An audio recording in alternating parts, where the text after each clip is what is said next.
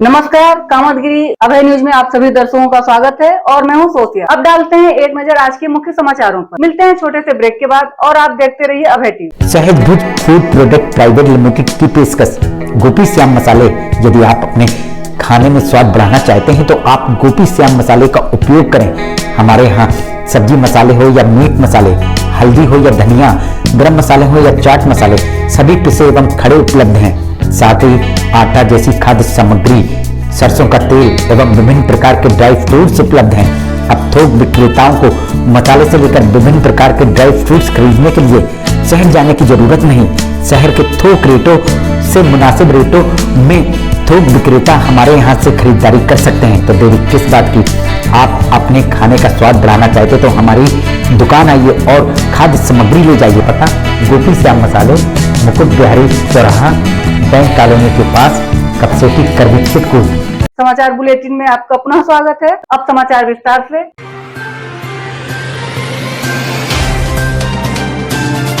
मैं इसे सिंपल और स्ट्रेट रख रहा हूँ। चित्रकूट के करवी एरिया में गांव पूर्वा तरौहा में एक बूढ़े आदमी सुंदरलाल का कहना है कि उनके अपने भतीजों ने उनकी पुश्तैनी घर और करीब 2 बीघा जमीन पर कब्जा कर लिया है। उनका दावा है कि उन्हें जबरदस्ती बाहर निकाल दिया गया और उन्हें वापस अंदर नहीं आने दिया जा रहा है। समस्या मेरी यह है कि संतोष होमगार्ड व उसका भाई सुरेश चंद 2000 से जबरन मेरी 10 बीघा जमीन और 1/2 मकान पूर्वा तरौहा में पुश्तैनी है पिताजी का, तो उसको जबरन कब्जा किए है, मुझको घुसने नहीं देता। आज शनिवार दोपहर के आसपास वह थाना समाधान दिवस, जो पब्लिक ग्रीवांस डे होता है, के दौरान करवी कोतवाली में आए।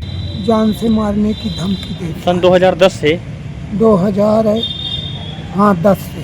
तो शिकायत कितने बार कर चुके हैं आप? हजारों बार कर चुका। समाधान नहीं हुआ? हाँ। उनकी शिकायत के अनुसार यह डिस्प्यूट्स कई सालों से चला आ रहा है।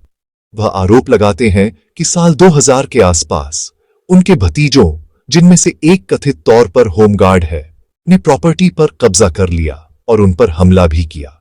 तब से वह कहते हैं कि वह रायपुरा के बांधी में रह रहे हैं। तो नहीं, आज कहाँ पर आए हैं?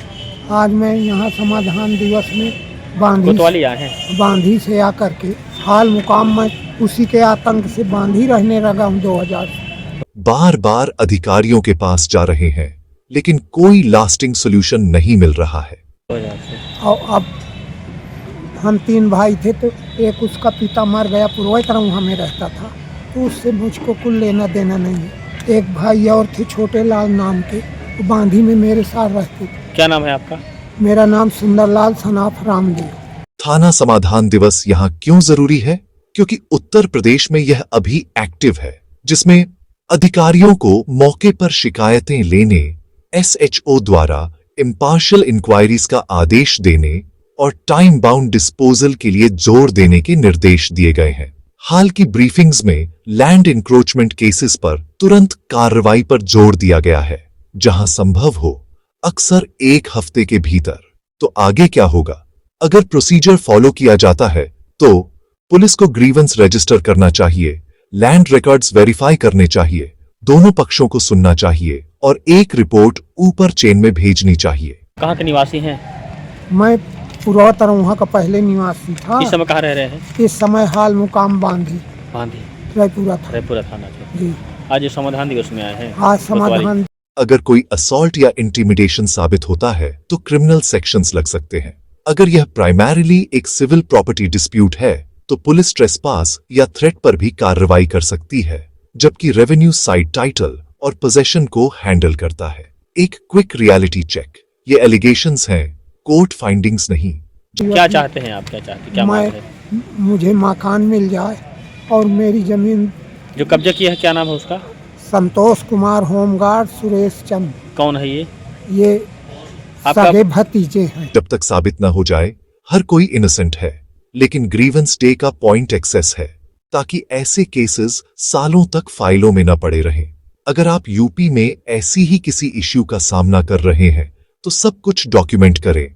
लैंड पेपर्स, म्यूटेशन रिकॉर्ड्स, पिछली शिकायतें, अगर कोई मेडिकल रिपोर्ट्स हैं तो वो भी अपने लोकल थाना में समाधान दिवस के दौरान फाइल करें। एक डायरी नंबर लें और स्टेटेड टाइमलाइन के भीतर लिखित में फॉलो अप करें। भतीजे हैं। हाँ, राम सिया के लड़के हैं और मैं उनका चाचा।